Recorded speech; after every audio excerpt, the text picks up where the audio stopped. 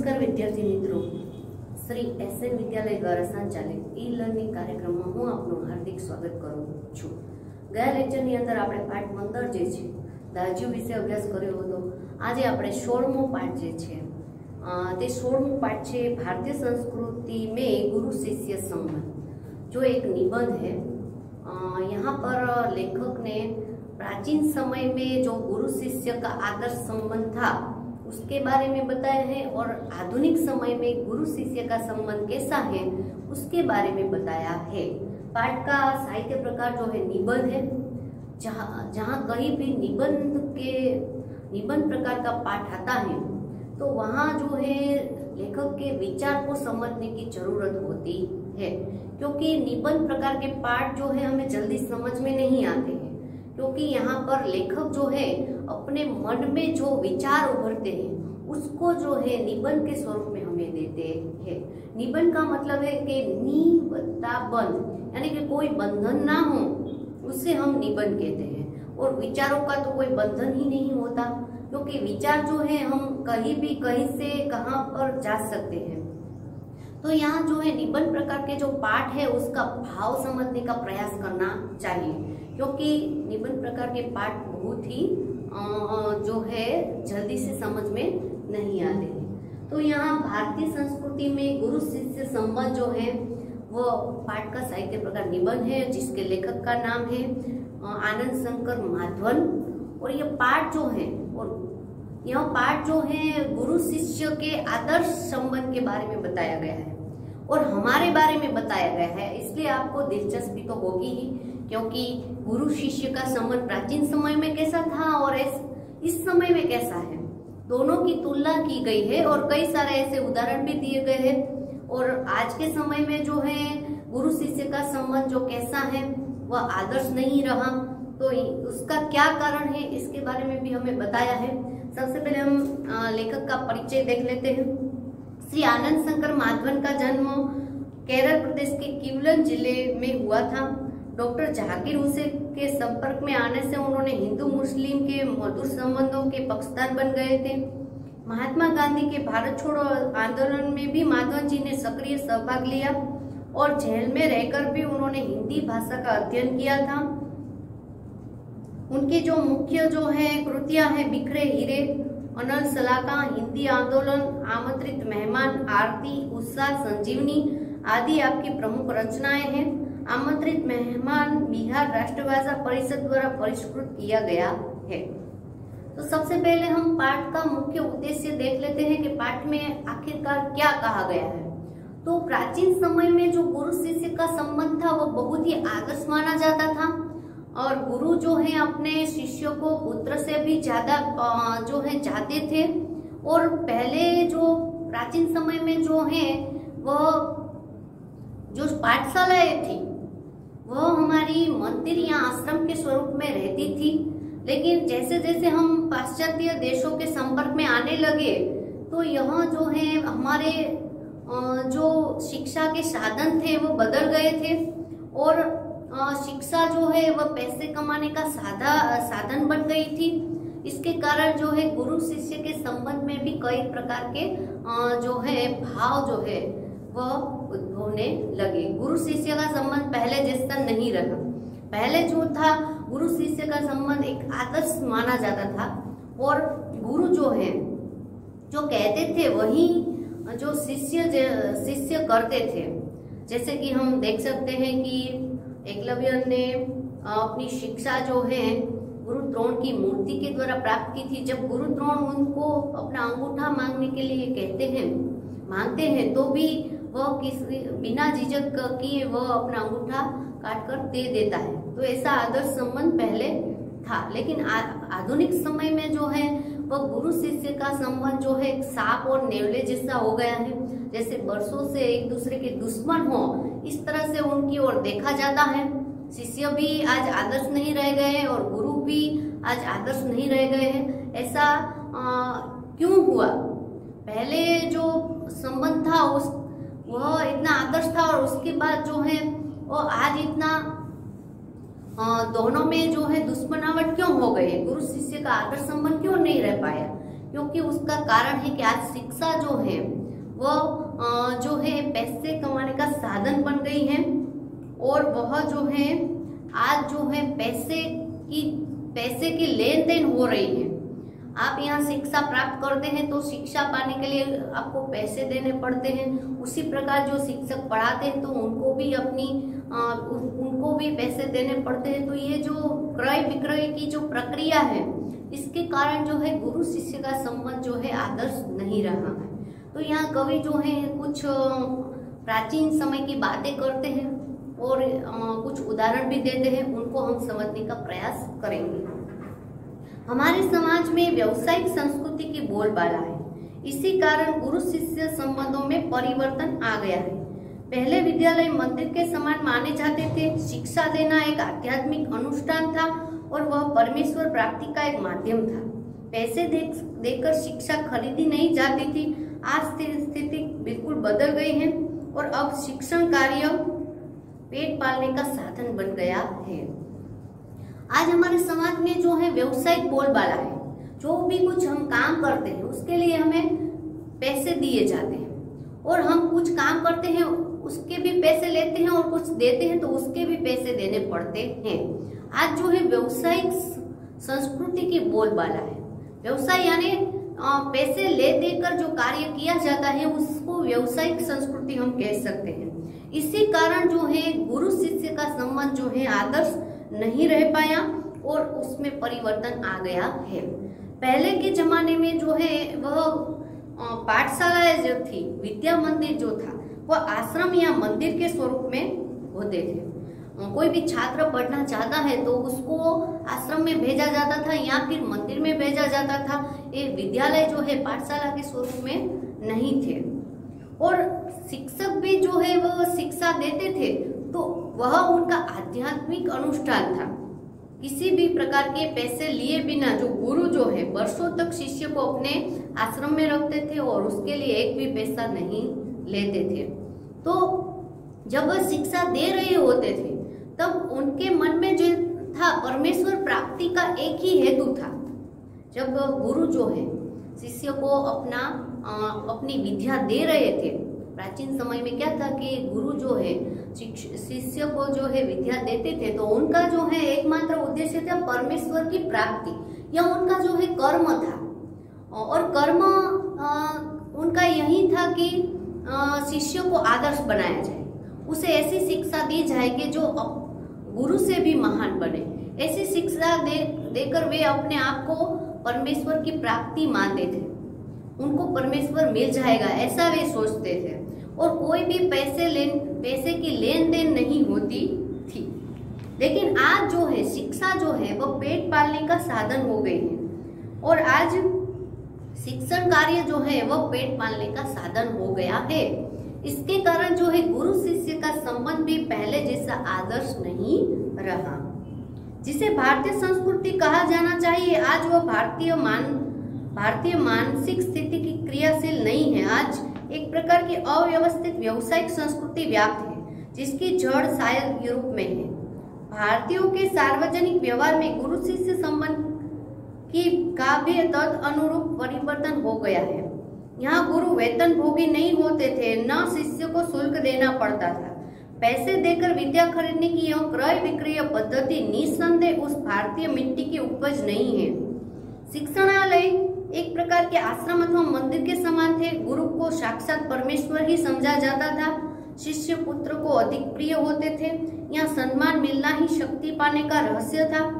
प्राचीन काल में गुरु की शिक्षा दीक्षा क्रिया उनका आध्यात्मिक अनुष्ठान था, परमेश्वर प्राप्ति का एक माध्यम था। आज वो पेट का जरिया बन गई है।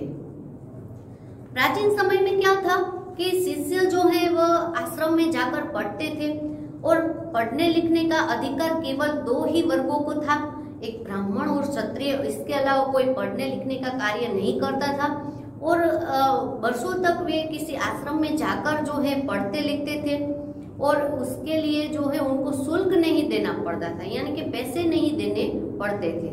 गुरु जो है वह शिष्य को अपना पुत्र मानते थे, पुत्र से भी अधिक उनसे प्यार करते थे। जैसे कि हमने देखा कि गुरु द्रोण जो है गुरु द्रोण के आश्रम में जो है कई छात्र पढ़ते थे और उनका पुत्र भी पढ़ता था अश्वत्थामा। लेकिन गुरु द्रोण ने अश्वत्थामा को जितनी विद्या नहीं दी उतनी विद्या जो है वो अपने प्रिय शिष्य अर्जुन को दे देते हैं। तो यहाँ जो है गुरु जो है अपने शिष्यों को पुत्र से भी ज्यादा मानते थे और जब वे शिक्षा दे रहे होते थे तो उनका एकमात्र लक्ष्य था परमेश्वर प्राप्ति। जो कुछ भी कार्य करेंगे उनका जो है आध्यात्मिक अनुष्ठान था और उनको लग रहा था कि मैं जो है अपने से भी काबिल अपने शिष्यों को बनाऊंगा तो मुझे परमेश्वर की प्राप्ति हो जाएगी। लेकिन आज क्या हो रहा है कि पैसे ले देकर जो है शिक्षा दीक्षा ली जाती है। तो यहाँ जो पैसे लेने देने की जो प्रक्रिया है वो भारतीय संस्कृति का मूल नहीं है। भारतीय संस्कृति में केवल निःशुल्क जो है शिक्षा दी जाती थी, लेकिन हम जैसे जैसे प्राचीन पाश्चात्य देशों के यूरोप के देशों में संपर्क में आ गए और उनके साथ हमारा संबंध बन गया, इसके कारण जो है गुरु शिष्य का संबंध आदर्श नहीं हो पाया, क्योंकि यूरोप में जो है ऐसी संस्कृति है पैसे लेने देने की प्रक्रिया के द्वारा ही शिक्षा दीक्षा होती थी। तो यह भारतीय संस्कृति की अपनी जो है वह कला नहीं है। हम यूरोप के संपर्क में आ गए, उसके कारण जो है गुरु शिष्य की जो हमारी भारतीय संस्कृति में जो गुरु शिष्य की परंपरा थी उसमें कई सारे बदलाव आ गए हैं। पहले समय में जो था गुरु शिष्य का संबंध आदर्श माना जाता था और गुरु जो है वह शिष्य को अपने पुत्र से भी ज्यादा प्रेम करते थे और विद्या देना उनका एक आध्यात्मिक अनुष्ठान था। लेकिन आज वह पेट पालने का साधन बन गया है। प्रारंभ में विवेकानंद को भारत में महत्वपूर्ण स्थान प्राप्त नहीं हुआ। जब उन्होंने अमेरिका में नाम कमा लिया तो भारतवासी दौड़े मालाएं लेकर स्वागत करने के लिए। रविंद्रनाथ टैगोर को भी नोबेल पुरस्कार मिला तो बंगाली लोग दौड़े यह राग आलापते हुए अमादेव ठाकुर कठोर सपूत। दक्षिण भारत में कुछ समय पहले तक भरतनाट्यम और कथकली को कोई नहीं पूछता था। जब उसे विदेशों में मान मिलने लगा तो आश्चर्य से भारतवासी सोचने लगे कि हमारी संस्कृति में इतनी अपूर्व चीजें पड़ी हैं क्या। यहाँ के लोगों को अपनी खूबसूरती नजर नहीं आती है, मगर पराये के सौंदर्य को देखकर मोहित हो जाते हैं। जिस देश में ज्ञान पाने के लिए मैक्स मूलर ने जीवन भर प्रार्थना की, उस देश के निवासी आज भी जर्मनी और विलायत जाना स्वर्ग जैसे समझते हैं। ऐसे लोगों को प्राचीन समय में गुरु शिष्य संबंध की महिमा सुनाना गधे को गणित सिखाने जैसा व्यर्थ प्रयास ही हो सकता है। यहाँ लेखक ने बहुत अच्छी बात की है। लेखक कहते हैं कि हमारे पास जो कई गुण हैं, हमारे पास हमारी संस्कृति जो है वो इतनी अद्भुत है, लेकिन हमें उसके बारे में कुछ मालूम ही नहीं है। स्वामी विवेकानंद की बात करें हम तो स्वामी विवेकानंद ने अमेरिका के शिकागो शहर में यह सिद्ध कर दिया था कि हिंदू धर्म सर्वश्रेष्ठ है। और हिंदू धर्म सर्वश्रेष्ठ साबित करने के बाद जब वे भारत लौटे, विवेकानंद यहीं के भारत के ही रहने वाले थे, लेकिन जब उन्होंने अमेरिका में अपना नाम प्रसिद्ध किया और जब उन्होंने यह बताया कि हिंदू धर्म सबसे सर्वश्रेष्ठ है, तब तक तो कोई लोग विवेकानंद को पहचानते ही नहीं थे। जब अमेरिका वालों ने कहा कि विवेकानंद बहुत ही श्रेष्ठ हैं, वहां का धर्म जो है हिंदू धर्म श्रेष्ठ है, तब हमने माना कि हिंदू धर्म श्रेष्ठ है। हमारे पास बहुत अच्छी चीजें पड़ी हुई है, लेकिन हमें उसकी किसी बात का पता नहीं होता है। कई लोग जो है विवेकानंद को पहचानते भी नहीं थे और जब उन्होंने अमेरिका में अपना नाम प्रसिद्ध किया और तब हमारे भारतीय लोग मालाएं लेकर दौड़े कि हमारे विवेकानंद जी। लेकिन विवेकानंद को पहले कोई पहचानता भी नहीं था, लेकिन अमेरिका में उन्होंने अपना नाम कमाया, फिर लोग कहने लगे कि मालाएं लेकर दौड़े कि हमारे विवेकानंद, लेकिन तब तक तो उनको कोई पहचानता भी नहीं था। ठीक उसी प्रकार रविंद्रनाथ टैगोर को देखिए। रविंद्रनाथ टैगोर का जन्म बंगाल में हुआ था और हिंदी साहित्य और बंगाली साहित्य के वे सर्वश्रेष्ठ कवि थे और उनको विश्व का सबसे बड़ा पुरस्कार नोबेल पारितोषिक मिला। तब तक लोग उसे पहचानते भी नहीं थे, लेकिन विश्व का सबसे बड़ा नोबेल पारितोषिक उनको मिला। तब बंगाली लोग यह राग आलापने लगे, अमादेर ठाकुर कठोर सपूत। हमारे ठाकुर जो है वह श्रेष्ठ पुत्र है। लेकिन बंगाली लोगों को यह नहीं पता था कि यह हमारे देश के ही रहने वाले हैं। जब उनको नोबेल पारितोषिक मिला तभी वे उसको पहचानने लगे कि अमादेर ठाकुर कठोर सपूत, ये बंगाली भाषा का शब्द है। अमादेर यानी हमारे ठाकुर श्रेष्ठ या सर्वश्रेष्ठ सपूत है। तो लोगों को जब विदेश में से प्रतिष्ठा मिलती है तब हम उनसे पहचानते हैं। तब तक तो हमें किसी बात का पता ही नहीं होता। जिस प्रकार स्वामी विवेकानंद ने विदेश में अपना नाम कमाया, रविंद्रनाथ टैगोर ने विदेश में अपना नाम कमाया, तब हम लोग उसको उसका जो है उसकी भावा करने लगे, अमादेर ठाकुर कठोर सपूत। तो हमारे पास ऐसी कई चीजें पड़ी हुई है जिसका हमें कोई पता नहीं होता। जब विदेश के लोग जो है हमारी तारीफ करते हैं तब हम जाके मानते हैं कि नहीं, हमारे पास तो बहुत अच्छी चीजें होती हैं। उसी प्रकार जो है कथकली और भरतनाट्यम, ये दो नृत्य जो है हमारे अद्भुत नृत्य हैं। ये दो नृत्य जो है करते समय हमारे शरीर की शक्ति को हमारी शक्ति जो है वो खर्चनी पड़ती है। भरतनाट्यम और कथकली करना आसान नहीं होता है। और विदेश में जब उसकी वाहवा होने लगी, कथकली और भरतनाट्यम जैसे नृत्य की वाहवा होने लगी, तब हम लोगों को पता चला कि क्या ऐसी अच्छी चीजें हमारे भारत में है क्या। ऐसे उस पे भी प्रश्न लगाया जाता है। जब विदेशों में आज कथकली और भरतनाट्यम जो है वह विश्व में प्रसिद्ध है, लेकिन पहले ये भरतनाट्यम और कथकली को कोई पूछता भी नहीं था। ये इतने अद्भुत नृत्य है जिसको कर पाना सामान्य लोगों के लिए संभव ही नहीं है। उसके लिए कई सारी मेहनत की जरूरत पड़ती है।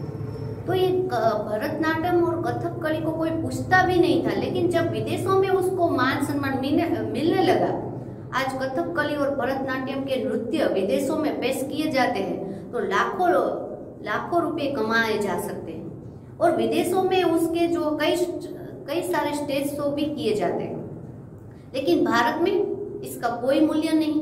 भरतनाट्यम और कथकली को कोई पूछता भी नहीं है। और टीवी में यह कार्यक्रम दिखाया जाता है तो हम तुरंत ही क्या करते हैं, उसको बंद कर देते हैं। तो भरतनाट्यम और कथकली हमारी भारतीय संस्कृति की पहचान है और वह अद्भुत नृत्य है। और विदेशों में उनको मान मिला तब जाके हमने यह कबूल किया कि यह दो नृत्य जो है वह अद्भुत है। उसी प्रकार जो है आज हम विदेश में जाना जो है स्वर्ग जैसा अनुभव करते हैं। यदि हमारे भारतीय मिट्टी जो है अद्भुत है, यहाँ के रहने वाले जो है अद्भुत है, लेकिन हम क्या करते हैं, हमें विदेश में जाना बहुत अच्छा लगता है। विदेश में कहीं जो है प्रेम नहीं मिलता, आपको पैसे मिलते हैं लेकिन प्रेम नहीं मिलता है। लेकिन मैक्स मुलर नाम का एक व्यक्ति था, उसने आजीवन भगवान से प्रार्थना की कि एक बार मुझे भारत की धरती पर जाने का मौका मिले। और हम क्या कहते हैं कि एक बार हमें विदेश में जाने का मौका मिले। तो यहाँ जो है समय की बात है। और भारत में मैक्स मुलर नाम के विदेश में जो एक मैक्स मुलर नाम का एक व्यक्ति था, उसने आजीवन भगवान से प्रार्थना की कि जिस देश की मिट्टी में भगवान ने जन्म लिया था वह मिट्टी कितनी पवित्र होगी, मुझे भी एक बार जो है भारत की मिट्टी में पांव रखना है। उसने आजीवन भगवान से यही प्रार्थना की थी कि एक बार मुझे भारत जाने का मौका मिल जाए। और ऐसे लोग हमारे सामने हैं जिसे भारतीय संस्कृति की कोई कीमत नहीं होती है। ऐसे लोगों को हमें भारतीय संस्कृति में गुरु शिष्य संबंध समझाने का प्रयास करना है तो यह कार्य बहुत ही कठिन होगा। जैसे गधे को गणित सिखाना होता है, गधे को कभी गणित नहीं सिखाया जाता है, उसी प्रकार जो है हमारे जो लोग हैं उसको भारतीय संस्कृति के बारे में बताना यानी कि व्यर्थ प्रयास करना है। गधे को गणित सिखाना यानी व्यर्थ प्रयास करना। तो यहाँ हम देख सकते हैं कि हमारे पास ऐसी कई अद्भुत चीजें पड़ी हुई है, लेकिन लोगों को उसकी कोई कीमत नहीं है। और जब विदेश में जाकर लोग उसकी तारीफ करते हैं तब हम मानते हैं कि नहीं, हमारे पास भी अद्भुत चीज पड़ी हुई है। तो यहाँ लेखक जो है बताते हैं कि ऐसे लोगों हमारे सामने हैं जिसे भारतीय संस्कृति की कोई कीमत नहीं है, उसके सामने प्राचीन समय का गुरु शिष्य संबंध रखना ऐसा लग रहा है जैसे गधे को गणित सिखाना, यानी कि व्यर्थ प्रयास करना ही होगा। एक बार सुप्रसिद्ध भारतीय पहलवान गामा मुंबई आए। उन्होंने विश्व के सारे पहलवान को कुश्ती में चैलेंज दिया। अखबारों में यह समाचार प्रकाशित होते ही पारसी पत्रकार ने उत्सुकतावश उनके निकट पहुंचकर उनसे पूछा, साहब, विश्व के किसी भी पहलवान से लड़ने के लिए आप तैयार हो तो आप अपने अमुक शिष्यों को ही लड़कर विजय प्राप्त करके दिखाओ। गामा आजकल के शिक्षा क्रम में रंगे नहीं थे, इसलिए उन्हें शब्दों ने हैरान कर दिया। आंखें फाड़कर उस पत्रकार के चेहरे को ताकते रह गए। बाद में धीरे से कहा, भाई साहब, मैं हिंदुस्तानी हूँ, हमारा अपना एक निजी रहन सहन है, शायद इससे आप परिचित नहीं हैं। जिस लड़के को आपने नाम लिया वो मेरे पसीने की कमाई है, मेरा खून है और मेरे बेटे से भी अधिक प्यारा है। इसमें और मुझ में कोई फर्क नहीं है। मैं लड़ा या वह लड़ा, दोनों बराबर ही होगा। हमारी इस परंपरा को आप समझने की चेष्टा कीजिए। हम लोगों को वंश परंपरा से शिष्य की परंपरा अधिक प्रिय है। ख्याति और प्रभावों में हम सदा यही चाहते हैं कि हम अपने शिष्यों से कम प्रभावी रहे, यानी हम यही चाहेंगे संस्कार में जितना नाम मैंने अब कमाया है उससे कहीं अधिक मेरे शिष्य कमाए। मुझे लगता है कि आप हिंदुस्तानी नहीं हैं। तो यहाँ बहुत अच्छी बात कही गई है। लेखक कहते हैं एक बात, गामा जो है, गामा एक प्रसिद्ध जो है पहलवान थे, सुप्रसिद्ध पहलवान थे, और उन्होंने लोगों के सामने जो है यह कहा कि एक इंटरव्यू में कहा, गामा पहलवान मुंबई आए थे और मुंबई में उन्होंने जो है पत्रकारों के सामने बताया और विश्व के सामने चैलेंज किया कि कोई भी मुझे कुश्ती में हरा देगा तो मैं अपनी पहलवानी छोड़ दूंगा। विश्व के सामने उन्होंने चैलेंज करते हुए कहा कि जो कोई विश्व का व्यक्ति मुझे कुश्ती में हरा देगा तो मैं अपनी पहलवानी छोड़ दूंगा। उस समय एक पारसी पत्रकार जो है वो गामा का इंटरव्यू लेने के लिए आए और गामा का इंटरव्यू लेने के लिए आए और उसने पूछा कि आपने विश्व के सामने ऐसा चैलेंज क्यों रख दिया कि जो भी उसे कुश्ती में हरा देगा तो वह जो है अपनी पहलवानी छोड़ देगा। आपको विश्व के सामने चैलेंज करने से पहले अपने ही भारत में किसी एक जो है पहलवान से लड़ना होगा और उसके साथ कुश्ती करने के बाद आपको विश्व के सामने चैलेंज करना होगा।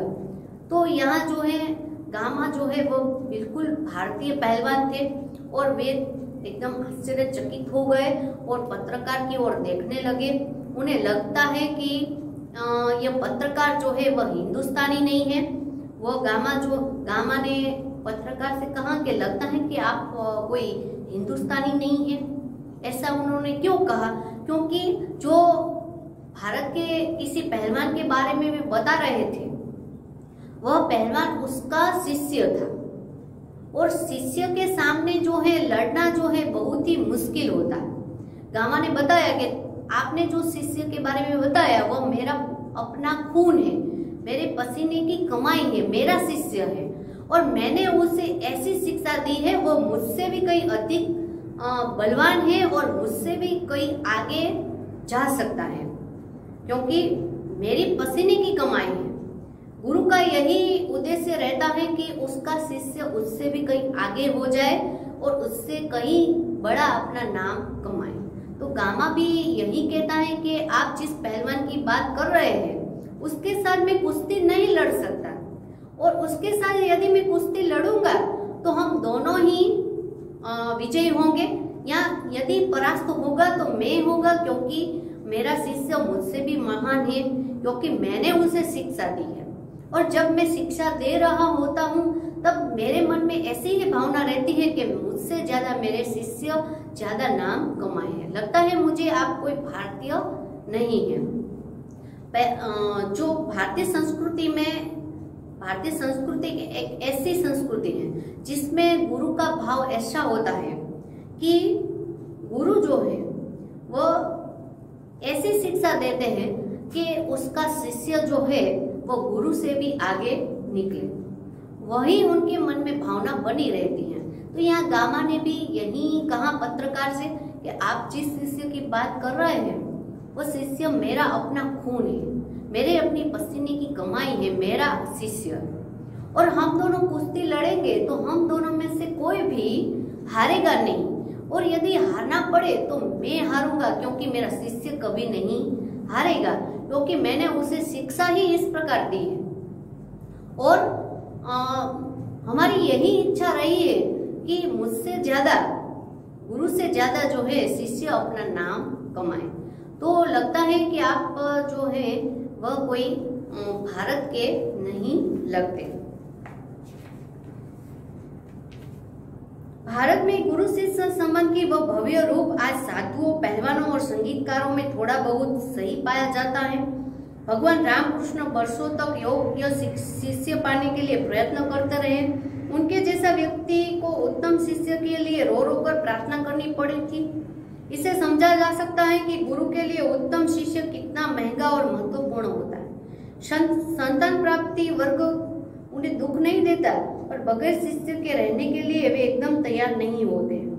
इस संबंध में भगवान ईशा का यह कथन सदा स्मरणीय रहेगा। उन्होंने कहा था, मेरे अनुयायी मुझसे भी कहीं अधिक महान है, मैं उनकी जुतिया होने की भी योग्यता मुझ में नहीं है। यही बात गांधी जी बनने की क्षमता जिसमें है, उन्हें गांधी जी अच्छे लगते हैं और वही उनके पीछे चलते हैं। विवेकानंद सिर्फ उन्हें ही अच्छे लगेंगे जिसमें विवेकानंद बनने की अद्भुत शक्ति निहित है। लेखक कहते हैं कि आज गुरु शिष्य का वो आदर्श संबंध जो है वो 3 क्षेत्रों में दिखाई दे पड़ता है। 3 ही क्षेत्र हैं जहां गुरु शिष्य का संबंध आज भी आदर्श माना जाता है। एक है साधु समाज में, जो साधुओं के अखाड़े होते हैं और साधुओं का जो संप्रदाय होता है, उसमें आज भी गुरु शिष्य का वह रूप जो है वह आदर्श माना जाता है। दूसरा है पहलवानों में, पहलवान संप्रदाय में जो है आज भी गुरु शिष्य का संबंध आदर्श है। जब पहलवान कुश्ती में उतरता है तो सबसे पहले मिट्टी को छूता है और फिर अपने गुरु का नाम लेता है, उसके बाद भी वह पहलवानी करता है। उसी प्रकार तीसरा क्षेत्र है संगीतकारों में। संगीतकारों में भी आज भी जिससे शिक्षा ली जाती है उनको अपना गुरु जो है माना जाता है। जब वे संगीत बजाते हैं तो सबसे पहले अपने गुरु को याद करते हैं। तो लेखक कहते हैं कि आज 3 क्षेत्रों में गुरु शिष्य का संबंध जो है आदर्श माना जाता है। एक साधु संप्रदाय में, एक पहलवान संप्रदाय में और एक है संगीतकारों में। 3 क्षेत्रों के अलावा गुरु शिष्य का संबंध कहीं भी आदर्श नहीं रह पाया, क्योंकि गुरु शिष्य का संबंध आज सांप और नेवले जैसा बन गया है। यहाँ पर रामकृष्ण परमहंस की बात की गई है। रामकृष्ण परमहंस का नाम तो आपने सुना ही होगा। रामकृष्ण परमहंस जो थे वह विवेकानंद के गुरु थे। उनको कोई संतान नहीं था और उनके पास जो है ऐसी विद्या थी कि वो भगवान का साक्षात्कार कर सकते थे। और वे हमेशा जो है वो काली माता का जो है दर्शन करते थे। लेकिन रामकृष्ण परमहंस ने भी रो रो कर भगवान से यही प्रार्थना की थी, मुझे एक ऐसा शिष्य देना कि मुझसे भी कहीं श्रेष्ठ हो। रामकृष्ण परमहंस ने कभी परमात्मा के पास यह नहीं मांगा था कि मुझे पुत्र देना, लेकिन उन्होंने रो रो कर भगवान से यही प्रार्थना की थी कि मुझे मुझसे भी अधिक महान एक शिष्य देना। तो रामकृष्ण परमहंस जैसे महान व्यक्ति ने भी रो रो कर ईश्वर से प्रार्थना की थी कि मुझे एक शिष्य देना जो मुझसे भी कहीं अधिक महान हो और मेरा नाम रोशन करे। तो यहाँ रामकृष्ण परमहंस जैसे लोगों को भी ईश्वर से प्रार्थना करनी पड़ी थी। उन्हें पुत्र न होना उनके लिए दुखदायक नहीं था, लेकिन उनके पास शिष्य न होना उनके लिए बहुत बड़ा दुखदायक था।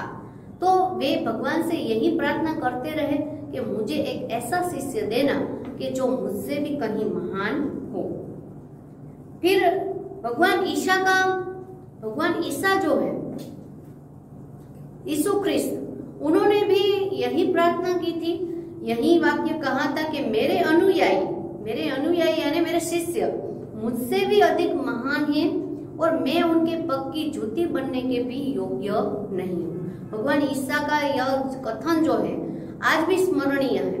भगवान ईसा जो है, यीशु ख्रिस्त जो है, उन्होंने भी कहा कि मेरे अनुयायी यानी शिष्य, मेरे अनुयायी मुझसे भी अधिक महान है और मैं उनके पग की जूती बनने के भी लायक नहीं हूँ। यानी कि मैं किसी शिष्य को शिक्षा देता हूँ तो उसका मुख्य हेतु यही है कि मुझसे भी वह महान होगा। और इसी प्रकार जो है गांधी जी उन्हें ही अच्छे लगते हैं जिसमें गांधी जी बनने की क्षमता हो, और विवेकानंद उन्हें ही अच्छे लगते हैं जिसमें विवेकानंद बनने के गुण। हमें गांधी जी अच्छे नहीं लगेंगे क्योंकि हमारे पास ऐसे गुण ही नहीं है जो, और विवेकानंद हमें अच्छे नहीं लगेंगे क्योंकि हमारे पास विवेकानंद बनने के गुण ही नहीं है। इस प्रकार लेखक जो है कहते हैं कि गुरु शिष्य का वो आदर्श स्वरूप जो था, आदर्श जो संबंध था, जो आज नहीं है, उसका मुख्य कारण क्या है? उसका मुख्य कारण है आज जो है शिक्षा पद्धति में जो है बहुत बदलाव आ गए हैं। तो यहाँ तक हमने पाठ देखा। अगले वीडियो में मैं आपसे फिर से मिलूंगी और पाठ के बारे में बताऊंगी। अधूरा जो पाठ है उसको पूर्ण करूंगी। तब तक के लिए मैं आपसे आज्ञा चाहती हूँ। जय हिंद, जय भारत।